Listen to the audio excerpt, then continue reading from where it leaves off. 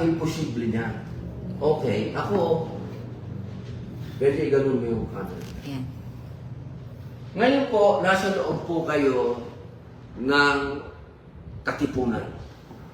Ito pong kung nasaan po isinasagawa ang masasabi natin na talakayan na ito.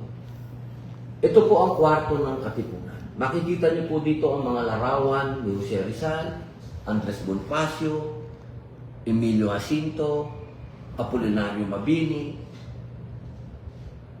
Ito pong mga taong ito,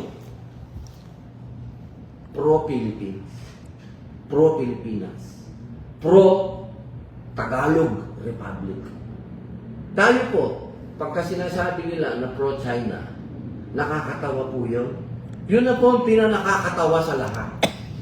Dahil alam niyo po, dito sa bayan natin, dapat meron po tayong sense. Okay?